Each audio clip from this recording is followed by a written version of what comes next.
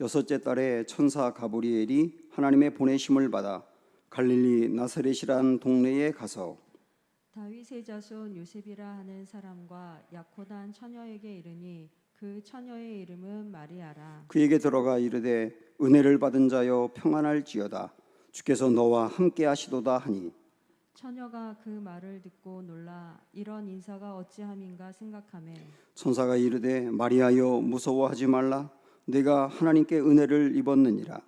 보라 내가 잉태하여 아들을 낳으리니 그 이름을 예수라 하라. 그가 큰 자가 되고 지극히 높으신 이의 아들이라 일컬어질 것이요 주 하나님께서 그 조상 다윗의 왕위를 그에게 주시리니 영원히 야곱의 집을 왕으로 다스리실 것이며 그 나라가 무궁하리라. 마리아가 천사에게 말하되 나는 남자를 알지 못하니 어찌 이 일이 있으리이까. 천사가 대답하여 이르되 성령이 내게 임하시고 지극히 높으신 이의 능력이 너를 덮으시리니 이러므로 나실 바 거룩한 이는 하나님의 아들이라 일컬어지리라. 보라 내 친족 엘리사벳도 늙어서 아들을 배었느니라. 본래 임신하지 못한다고 알려진 이가 이미 6달이 되었나니. 대저 하나님의 모든 말씀은 능하지 못하심이 없느니라. 같이 읽습니다.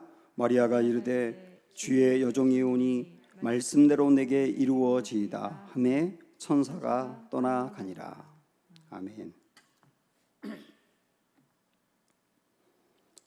여러분 여행을 하실 때 이전에 주로 많이 갔던 그런 곳을 여행하기를 좋아하십니까? 아니면 가보지 않은 새로운 곳 여행하는 것을 선호하십니까? 아마도 많은 분들이 새로운 곳보다는 익숙한 것을 가는 것 같아요. 일도 그렇지 않은가 싶습니다. 전혀 새로운 일을 하는 것보다는 이전에 했던 일을 또 하고 싶어하는 그런 경향이 있는 것 같습니다. 길도 마찬가지가 아닌가 싶은데요. 한 번도 가보지 않았던 길을 걷는 것보다는 이전에 갔었던 길을 가는 것을 좋아하더라고요.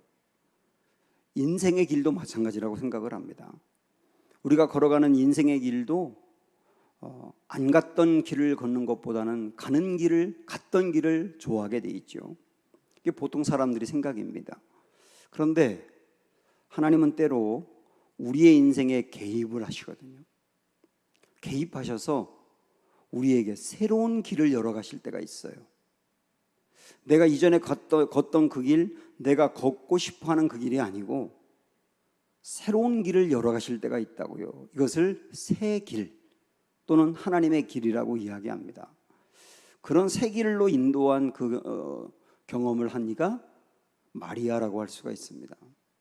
우리는 지난 주일부터 신약의 말씀을 보기 시작했는데요. 지난주에는 예수님의 족보를 살펴보았습니다. 하나님께서 구약의 아브라함과 다윗에게 그리스도가 오실 것을 미리 약속하셨고 예수님이 오심으로 그 약속이 이루어진 것을 보여주는 게 족보라고 말씀을 드렸죠. 그래서 그 족보를 통해서 우리는 하나님은 신실하심을, 반드시 약속을 지키시는 분이심을 이렇게 확신할 수가 있었습니다. 이제 오늘 우리는 그 다음 이야기, 이렇게 보내주시겠다고 약속하신 예수님이 잉태되는 이야기를 보려고 합니다. 그리고 다음 시간은 잉태된 예수님이 탄생하는 이야기로 이렇게 연결이 되겠죠. 마리아와 요셉은 서로 약혼을 한 사이였어요. 마리아는 꿈이 있었습니다. 뭐 대단한 꿈이라기보다는 소박한 꿈이라고 볼 수 있는데, 약혼한 요셉과 함께 결혼해서 뭐 부자는 아니지만 아이를 낳고 알콩달콩 행복하게 사는 그런 소박한 꿈을 갖고 있었다고요. 그리고 이 꿈을 가지고 아마 약혼한 요셉과 많이 이야기도 했을 겁니다.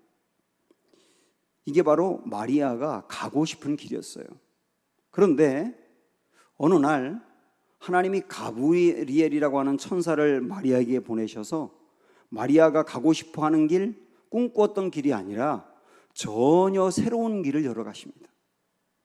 자, 여러분 이 말씀 보시면 6째 달에 천사 가브리엘이 하나님의 보내심을 받아 갈릴리 나사렛이란 동네에 가서 다윗의 자손 요셉이라 하는 사람과 약혼한 처녀에게 이르니 그 처녀의 이름은 마리아라. 그에게 들어가 이르되 세 가지를 말씀합니다. 첫째는 은혜를 받은 자요. 그게 마리아에게 이야기하고요. 두 번째는 평안할지어다. 그리고 세 번째는 주께서 너와 함께 하시도다. 세 가지를 말씀하면서 인사를 합니다. 이 세 가지 인사는 단지 우리가 어떤 사람을 만나면 안녕하세요 하고 인사하는 그 정도 인사가 아니에요. 여기서 하나님이 마리아에게 너는 은혜를 받은 자야. 너 평안할지어다. 주께서 너와 함께해. 이렇게 인사하는 것은 굉장히 뭔가 좋은 소식이 들릴 것만 같아요. 오늘 우리에게도 그렇게 인사한다면 이게 뭔가 좋은 일을 우리에게 알려주려고 오신 게 아닌가 그런 생각이 들지 않겠습니까? 아마도 마리아도 그렇게 생각을 하고 있었을 겁니다.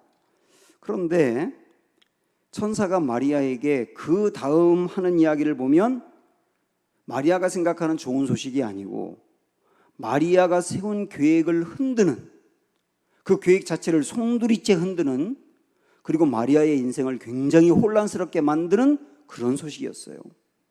그 소식이 뭐냐면 31절에 보면 보라 내가 잉태하여 아들을 낳으리니 그 이름을 예수라 하라. 잉태한다는 소식입니다. 그리고 잉태하여 태어날 아이가 예수라고 하는 이름을 가질 거라고 말씀합니다. 이게 하나님이 마리아에게 주는 새 길이에요. 새 길. 우리는 마리아가 예수님을 잉태한 여인이 되었으니 얼마나 복된 것인가 그렇게 쉽게 생각을 하지만 그것은 우리가 성경의 모든 스토리를 아니까 그렇죠. 마리아의 입장에서 생각을 해보세요. 지금 마리아는 처녀입니다. 결혼도 한 게 아니라 약혼을 한 거예요. 남자를 몰라요. 그런데 그 여인이 잉태를 했다고 하는 겁니다. 한다는 겁니다. 잉태를 한다는 얘기는 남자와 가까이 한 적도 없는데 아이를 가졌다는 건데 사람들이 이걸 믿을 리가 없지 않습니까? 그러면 약혼한 요셉은 당장 파혼하자고 할 겁니다. 어쩌면 가족들은 이 마리아를 내쫓을지 모릅니다. 사람들은 이 마리아를 볼 때마다 돌을 던질 거예요. 이때 당시에는 처녀가 결혼하기 전에 아이를 갖게 되면 돌을 던져 쳤거든요. 이게 관례였기 때문에 사람들이 마리아에게 분명히 그럴 겁니다. 이 모든 걸 다 생각을 해보니까 마리아는 아이를 잉태한다는 이 소식이 보통 문제가 아닌 거예요. 앞으로 닥칠 일들도 그렇고 무엇보다 자기가 세워놓았던 꿈과 자기의 길을 다 포기해야 되는 겁니다. 이게 지금 마리아에게 주어진 새로운 길이라고요. 그런데 또 하나 궁금한 게 뭐냐면 마리아에게 아이를 낳을 것이고 그 아이가 예수라고 하는 이름을 가질 거라 이렇게 말씀하기 전에 바로 그 앞에서 뭐라고 말씀하셨느냐면 30절에 보면 천사가 이르되 마리아여 무서워하지 말라고 하면서 내가 하나님께 은혜를 입었다 그럽니다. 너 은혜를 입었어. 은혜를 입었는데 너 아이를 낳을 거야. 이렇게 말씀하는 거예요. 그 은혜를 입었다는 말은 뭔가 좋은 일이 생긴다는 의미 아닙니까?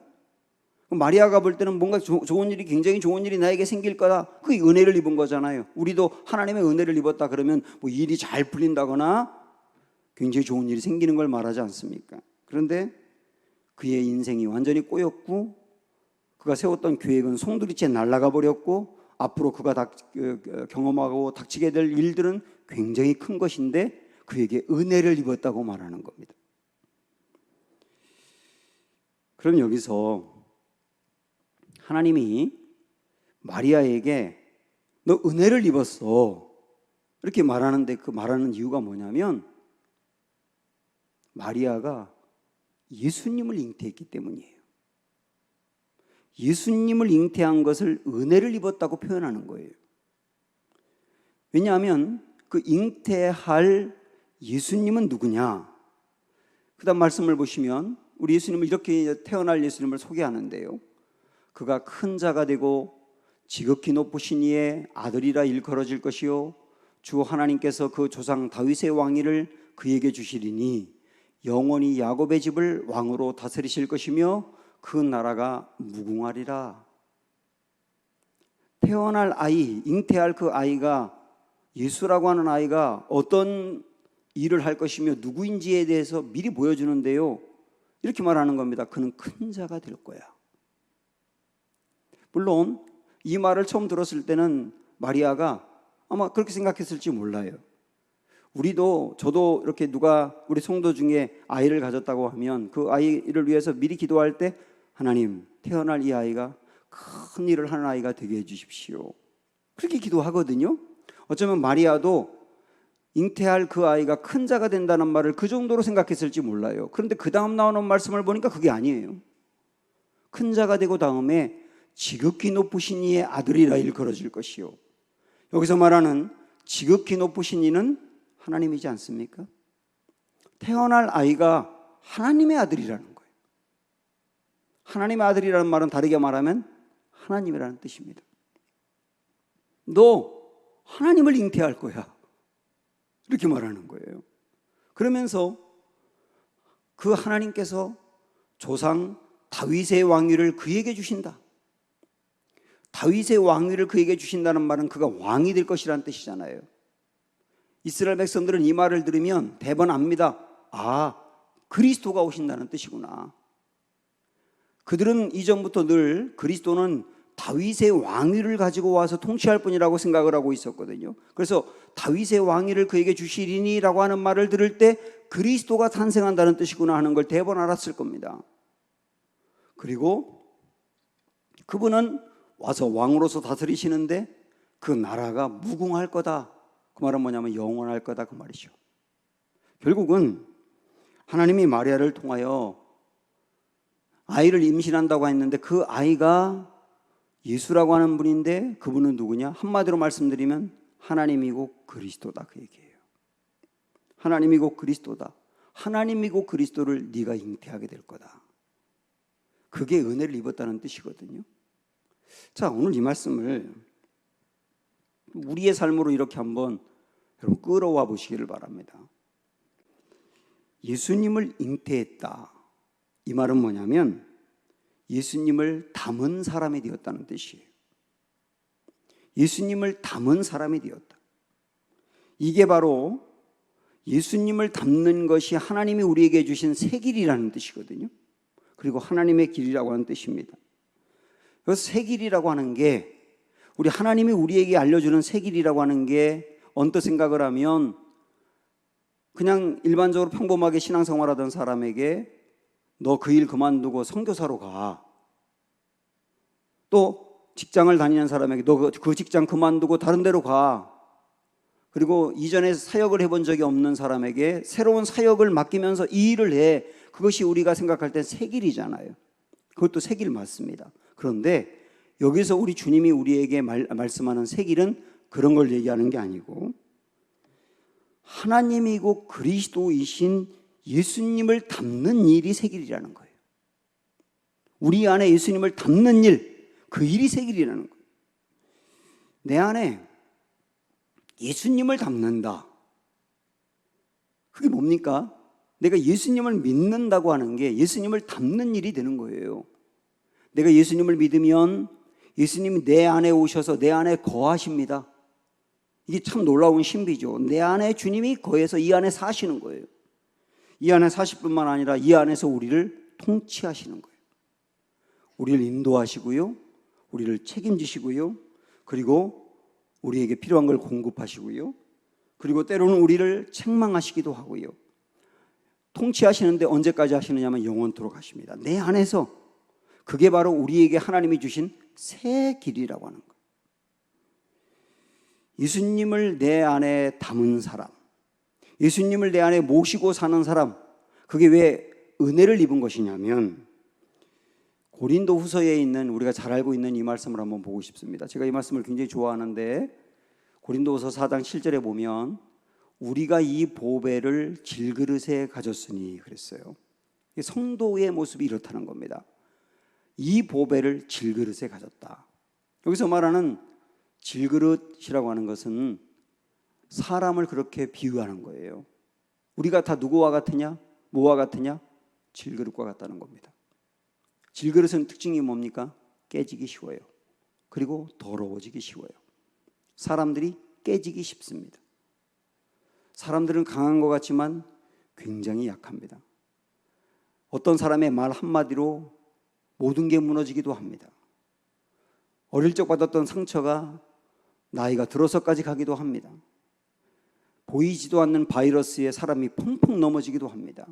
사람은 굉장하고 강하고 능력 있는 것 같은데 한편으로 보면 질그릇같이 약합니다.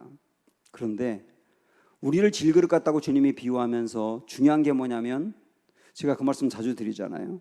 이 그릇이라고 하는 것은 이 그릇, 겉으로 보이는 그 그릇의 외부로 가치가 결정되는 게 아니고, 모든 그릇은 그 안에 무엇을 담았느냐로 가치가 결정됩니다. 이 안에는 물이 담겨 있기 때문에 물그릇이 되는 거예요. 굉장히 비싼 그릇이라 하더라도 그 그릇 안에 쓰레기를 담으면 쓰레기통이 됩니다. 그런데 아주 싼 그릇이라 하더라도 그 안에 보석을 담으면 보석함이 됩니다. 그릇은 그 안에 무엇을 담느냐로 가치가 결정되는데, 그러면 우리의 인생은 질그릇과 같다 그랬어요. 질그릇과 같은데, 질그릇 같은 그 인생에 보배이신 그리스도를 담는다면 그 인생은 누가 되느냐면 보배함이 된다는 거예요. 우리 정말 질그릇같이 나약하고 형편없고 무너지기 쉬운 우리의 인생이지만, 그 안에 그리스도를 담아내면, 그리스도가 내 안에 계셔서 나를 통치하고 나를 다스리시고 나를 인도하신다면 우리의 인생은 보배함이 된다는 거예요. 그래서 예수를 담는 인생이 은혜 받은 인생이라고 말하는 겁니다. 그런데 예수를 내 마음에 담은 것이 이렇게 좋은 일인데요. 그런데 마리아에게 주님이 그러셨잖아요. 예수를 내가 잉태하게 되리라. 이 말은 뭐냐면 예수를 내가 담게 되리라.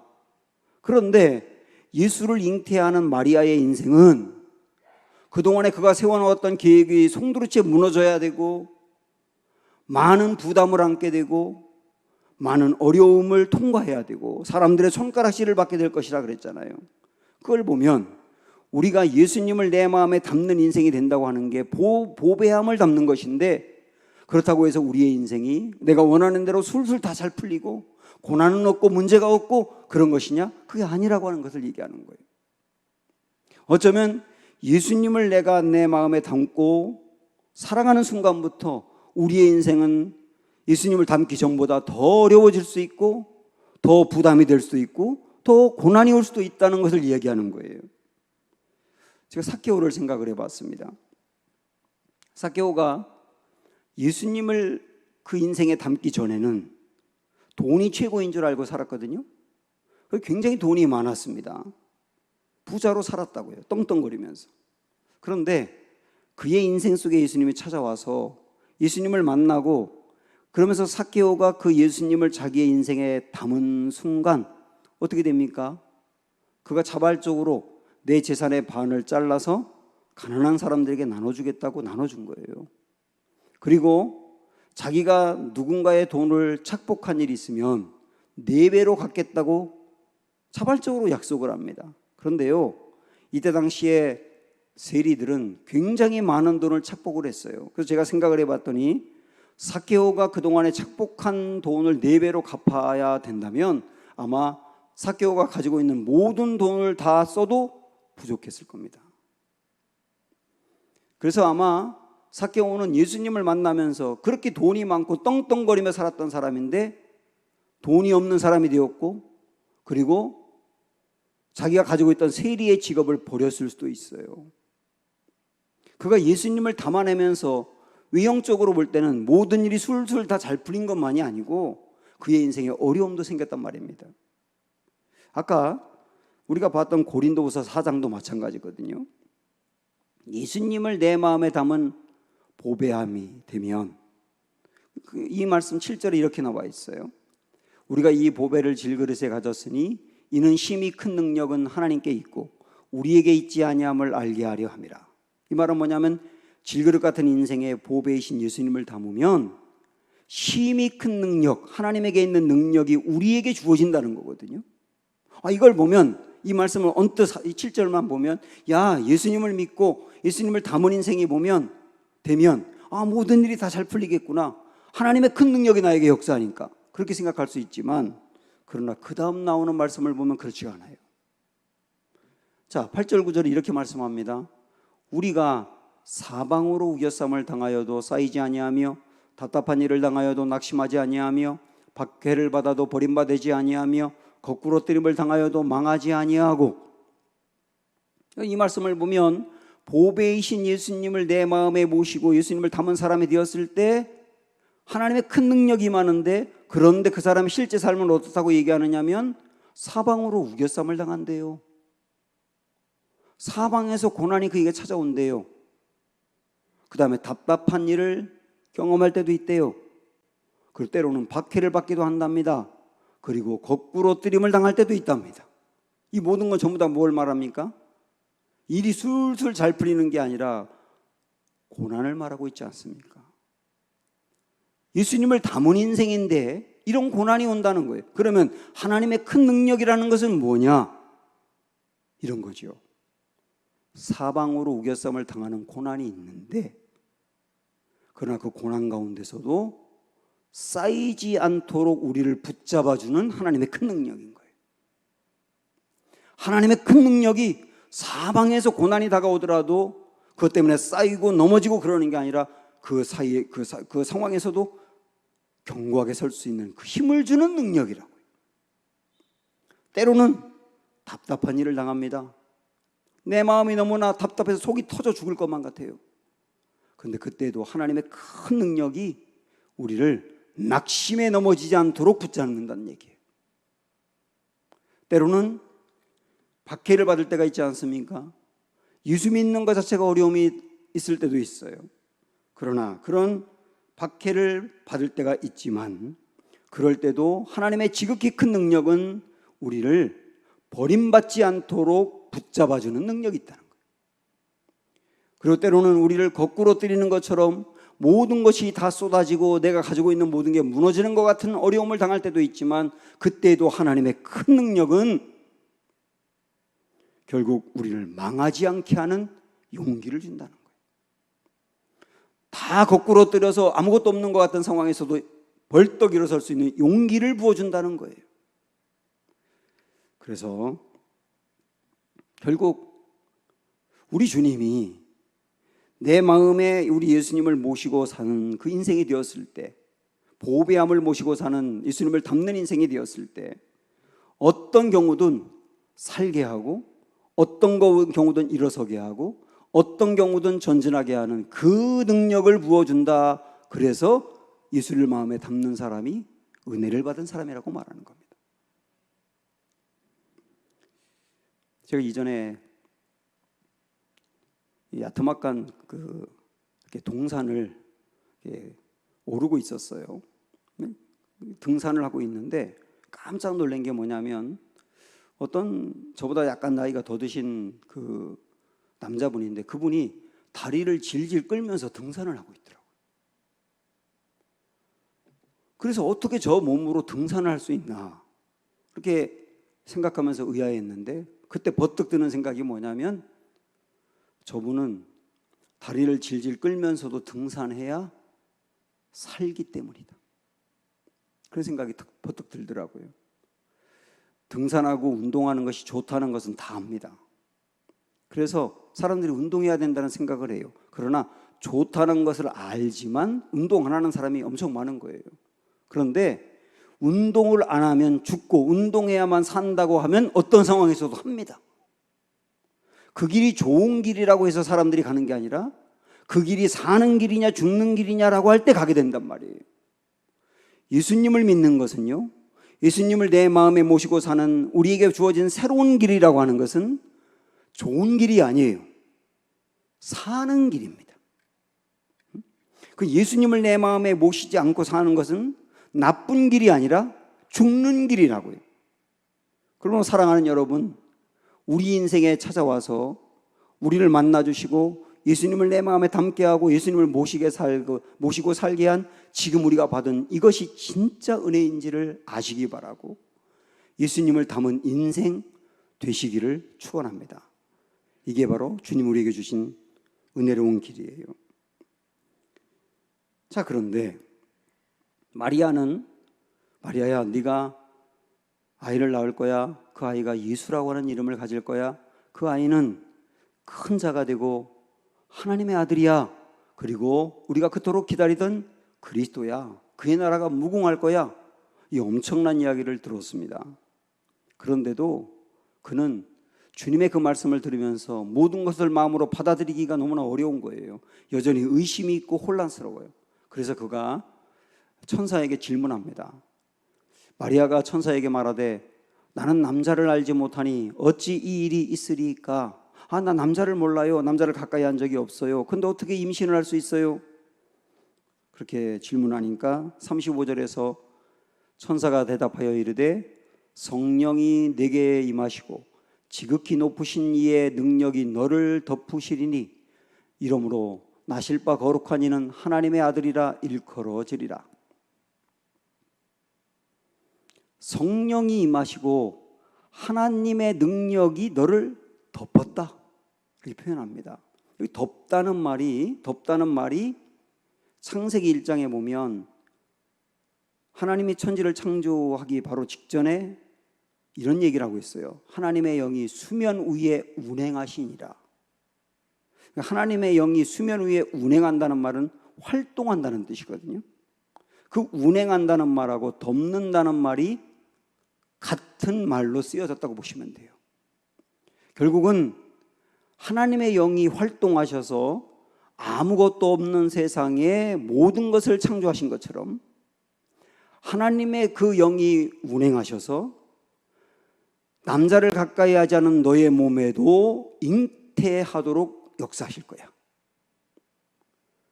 그렇게 말씀하고 있는 겁니다. 성령으로 잉태한다는 것을 이렇게 멋지게 표현하고 있는 거죠.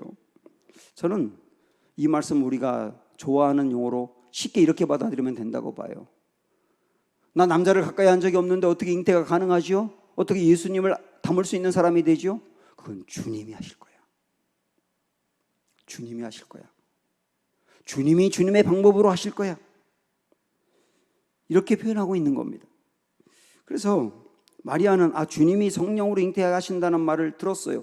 근데 그것도 이전에 경험한 적이 한 번도 없고 들어본 적도 없는 말이라서 또 금방 수용하지 못했던 것으로 보입니다.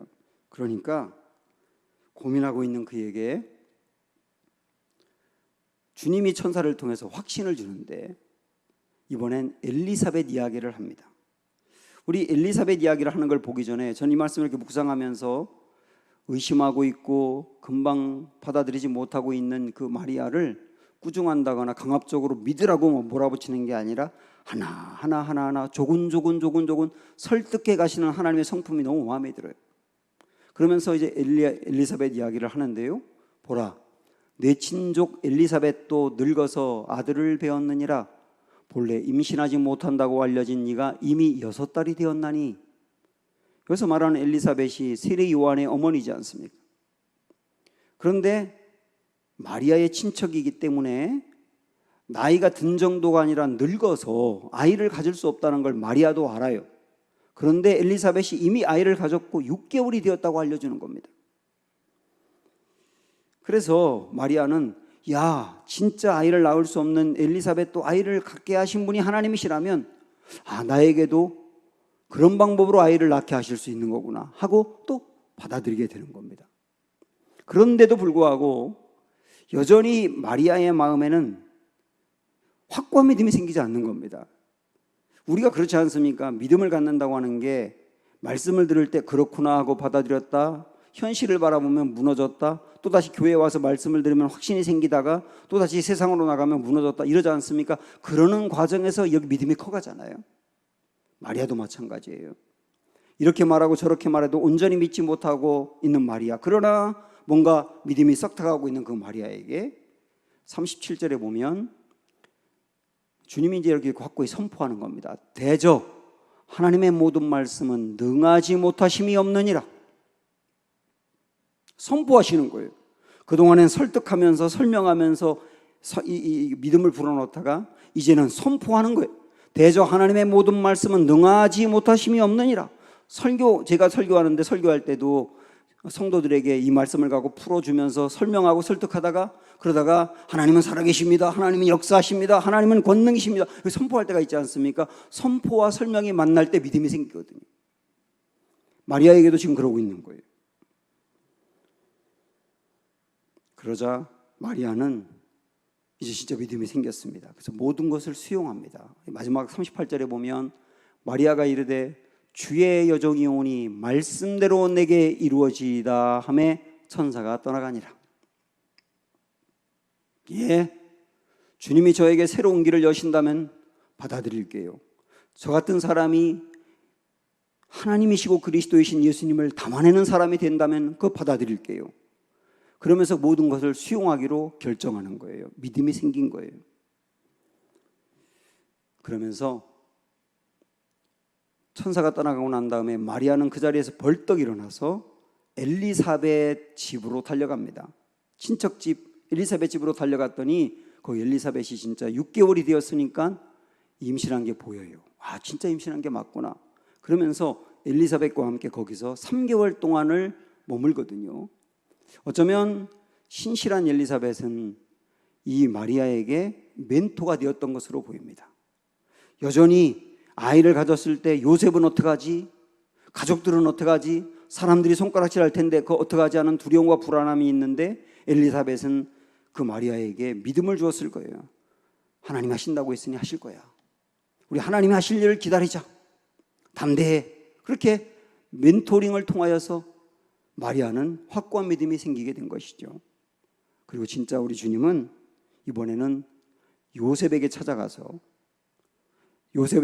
찾아가서 마리아가 임신했는데 그 임신한 아이는 하나님이 주시는 바로 그 그리스도 예수님이라고 하는 것. 그러니 네가 마리아를 잘 받아들이라고 하는 것을 이번에는 요셉에게 알려줌으로 인해서 요셉은 어떡하지? 요셉이 나 버리면 어떡하지? 요셉과 헤어지면 어떡하지? 하는 문제를 하나님이 해결해 가신 거예요.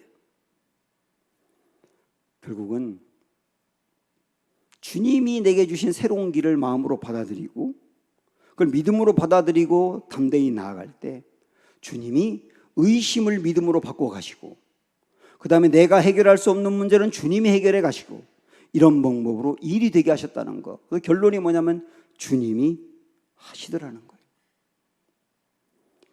앞에서 우리는 가브리엘이 마리아에게 3가지 인사를 했던 것을 보았습니다.